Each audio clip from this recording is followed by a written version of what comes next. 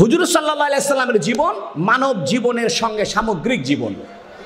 মানব জীবনের এমন কোনো প্রসঙ্গ নাই যে প্রসঙ্গে হুজুর সাল্লাল্লাহু আলাইহি সাল্লামের দিক নির্দেশনা নেই, এক নাম্বার। দুই নাম্বার, হুজুর সাল্লাল্লাহু আলাইহি সাল্লাম যে বিষয় দিক নির্দেশনা দিয়েছেন এটা অপূর্ণাঙ্গ দেননি, এটা পরিপূর্ণ দিয়েছেন। অর্থাৎ আমি একটা এক্সাম্পল দিই, আমি দুবাই গিয়েছিলাম। তো দুবাইতে কিছু মার্কেট আছে, এগুলোকে বলে হাইপার সুপার মার্কেট। এই মার্কেটে আপনি সব কিছু পাবেন। এক পাশে তরি তরকারি পাবেন, আরেক পাশে ঔষধ পাবেন, আরেক পাশে অর্নামেন্টস পাবেন, এক পাশে খেলাধুলা জিনিস পাবেন, আরেক পাশে ক্রোকারিস পাবেন, আরেক পাশে কাপড় চোপড় পাবেন, আরেক পাশে বই খাতা পাবেন, আরেক পাশে কলম পাবেন, আরেক পাশে চশমা পাবেন, আরেক পাশে জুতা পাবেন। অর্থাৎ মানুষের জীবনে যা যা প্রয়োজন সমস্ত প্রয়োজনীয় বিষয়ের সামগ্রীকে নিয়ে একটি দোকান সাজানো হয়েছে। আপনি যদি এই দোকানে ঢুকেন তাহলে এই দোকান থেকে অন্য কোনো দোকানে আপনাকে যাইতে হবে না। এটাকে বলে হাইপার সুপার মার্কেট। 12 তলা, 14 তলা, 20 তলা একটা মার্কেট। তা আমাদের নবী মুহাম্মদ সাল্লাল্লাহু আলাইহি ওয়াসাল্লাম হলেন হাইপার সুপার নবী। আপনি যদি হুজুর সাল্লাল্লাহু আলাইহি সাল্লামের 63 বছরের জীবনটা জেনে যেতে পারেন তাহলে আপনাকে আর কোনোদিন কোনো সময় অন্য কোনো মনীষীর দিকে তাকাইতে হবে না। এই জন্য আমি আপনাদেরকে বলবো হুজুর সাল্লাল্লাহু আলাইহি সাল্লামকে জানতে হবে, এটাই ইসলাম। নাম্বার 2, হুজুর সাল্লাল্লাহু আলাইহি সাল্লামের জীবনের প্রত্যেকটা বিষয় পরিপূর্ণ। তিনি এমন কোনো আচরণ অর্ধেক করে যাননি। তিনি যুদ্ধ বিষয়ে যুদ্ধ করেছেন, পরিপূর্ণ সমর নীতি উনি প্রতিষ্ঠা করেছেন। উনি ব্যবসা করেছেন, পরিপূর্ণ ব্যবসা নীতি উনি প্রতিষ্ঠা করেছেন। রাষ্ট্র চালিয়েছেন, পরিপূর্ণ রাষ্ট্র ব্যবস্থা তিনি প্রতিষ্ঠা করেছেন। তিনি বিবাহ করেছেন, পরিপূর্ণ বৈবাহিক জীবনের নিয়ম নীতি উনি প্রতিষ্ঠা করেছেন। অর্থাৎ হুজুর সাল্লাল্লাহু আলাইহি সাল্লামের 1 নম্বর বৈশিষ্ট্য হলো মানব জীবনব্যাপী নবীজির জীবন আদর্শ। প্রত্যেকটা মানুষের জীবনের সব বিষয়ের সমাধান হুজুর সাল্লাল্লাহু আলাইহি সাল্লাম দিয়েছেন। নাম্বার 2, যে সমস্যার সমাধান নবীজি দিয়েছেন এটা পরিপূর্ণ দিয়েছেন, অর্ধেক নয়। 3 নাম্বার, হুজুর সাল্লাল্লাহু আলাইহি সাল্লামের যে শিক্ষা ব্যবস্থা এটা ঐতিহাসিক সূত্রে আমরা প্রাপ্ত হয়েছি। হুজুর সাল্লাল্লাহু আলাইহি সাল্লামের জীবন, সিরাত, আদর্শ এটা মাঝখানে ভাটা পড়েনি যে হুজুর সাল্লাল্লাহু আলাইহি সাল্লামের জীবনের কিছু অংশ ল্যাপস হয়ে গেছে, হুজুর সাল্লাল্লাহু আলাইহি সাল্লামের জীবনের কিছু অংশ স্ক্রিপ্ট হয়ে গেছে, এটা বাতিল হয়ে গেছে বা এটা খুঁজে পাওয়া যাচ্ছে না, এমন হবে না। পৃথিবীতে কোনো নন মুসলিম তারা তাদের নবীর সঙ্গে হিউম্যান চেইনের সিলসিলা দেখাইতে পারবে না। অর্থাৎ কোনো একজন নন মুসলিমকে যদি বলা হয় যে মিথ্যা বলা মহাপাপ, সে বলবে রাইট, মিথ্যা বলা মহাপাপ। তা আপনি কোথায় শিখেছেন? সে বলবে বই পড়ে শিখেছি। আমি যদি বলি যে মিথ্যা বলা মহাপাপ, এই কথাটা আপনি ঈসা আলাইহিস সালাম পর্যন্ত একটা সূত্র অনুযায়ী আমাকে বলেন। কোনো একজন ইহুদিকে যদি আমি বলি যে আপনার নবী মুসা আলাইহিস সালাম, এই মুসা আলাইহিস সালামের সঙ্গে আপনি একটা সূত্র অনুযায়ী পরম্পর সূত্রের ধারাবাহিকতায় আপনি নবী পর্যন্ত একটা অথেন্টিকতা, কথার বাস্তবতা প্রমাণ করেন, পারবে না।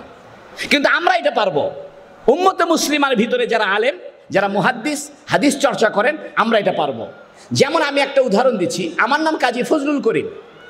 আমি হুজুর সাল্লাল্লাহু আলাইহি ওয়াসাল্লামের জীবন, হুজুর সাল্লাল্লাহু আলাইহি ওয়াসাল্লামের হাদিস পেয়েছি আমার উস্তাদ আল্লামা শাহ ইসাক আল গাজী রহমতুল্লাহর কাছ থেকে। তিনি পেয়েছেন হুসাইন আহমদ মাদানী রহমতুল্লাহর নিকট থেকে। তিনি পেয়েছেন শাইখুল হিন্দ মাহমুদুল হাসান দেওবন্দির নিকট থেকে। তিনি পেয়েছেন কাসেম নানুতুবিয়া রশিদ আহমদ গঙ্গির নিকট থেকে।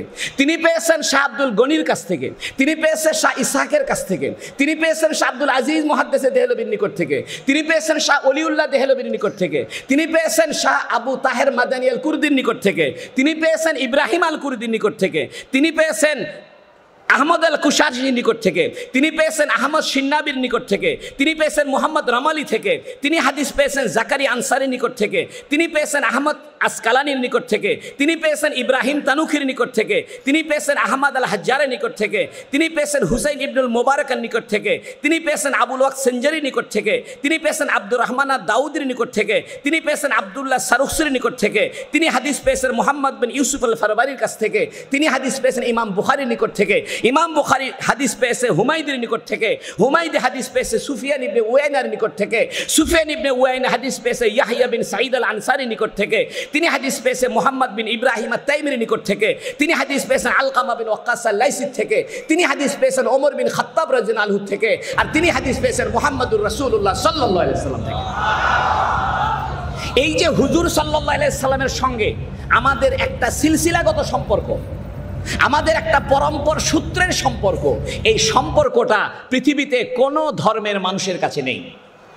এই জন্য হুজুর সাল্লাল্লাহু আলাইহি সাল্লাম কেন্দ্রিক যে ইসলামী শিক্ষা, এই শিক্ষাটা একদল আলেম ধরে রেখেছেন। এজন্য আপনাদের আলেমদের সঙ্গে সম্পৃক্ততা রাখতে হবে। আপনাদেরকে যারা পুঁথিগত লেখাপড়া করেছে, একাডেমিক লেখাপড়া করেছে, তাদের সঙ্গে আপনাদের সম্পর্ক রাখতে হবে। একজন ডাক্তার কখনো ইঞ্জিনিয়ার হয় না, কোনো ইঞ্জিনিয়ার কখনো ডাক্তার হয় না। যিনি উকিল হন তিনি কখনো ডাক্তার হন না। উকিল হওয়ার জন্য যেমন মেডিকেল ব্যারিস্টার ল দরকার, উকালতি কলেজ দরকার, ডাক্তার হওয়ার জন্য যেমন মেডিকেল কলেজ দরকার, ইঞ্জিনিয়ার হওয়ার জন্য যেমন বুয়েট চুয়েট রুয়েট খুয়েট দরকার, ঠিক কোরআনের বিশেষজ্ঞ হওয়ার জন্য মাদ্রাসা দরকার। এই জন্য এই মাদ্রাসা শিক্ষায় আপনাদের সন্তানদেরকে শিক্ষিত করবেন। যদি এতটুকু না পারেন, কমস কম আপনার সন্তানকে কোরআন শেখাবেন। আপনার সন্তানকে যদি আপনি কোরআনের সঙ্গে পরিচয় না করায় দেন, কোরআনের অর্থের সঙ্গে পরিচয় না করায় দেন, হুজুর সাল্লাল্লাহু আলাইহি সাল্লামের সঙ্গে পরিচয় না করায় দেন, আপনার ছেলে ইসলামের গণ্ডিতে থাকতে পারবে না। আজকে শিক্ষা ব্যবস্থার যে দৈন্যদশা, আমি এটা বলতে চাই না, আজকে পরিকল্পিতভাবে আমাদের শিক্ষা ব্যবস্থাকে যেভাবে ধ্বংস করা হচ্ছে, এখন সময় এসেছে যে আপনার সন্তানকে আপনি যদি ইসলামে রাখতে চান, আপনার সন্তানকে যদি ইমানদার রাখতে চান, তাহলে বাসায় আপনার কোরআনের পরিবেশ কায়েম করতে হবে। আপনাকে কোরআনের অনুবাদ শিখতে হবে। আপনি কোরআন তেলাওয়াত করবেন, এটা সওয়াবের কাজ, কিন্তু কোরআনের অর্থটা জানতে হবে। বাসায় হুজুর সাল্লাল্লাহু আলাইহি সাল্লামের জীবনটা আলোচিত হতে হবে।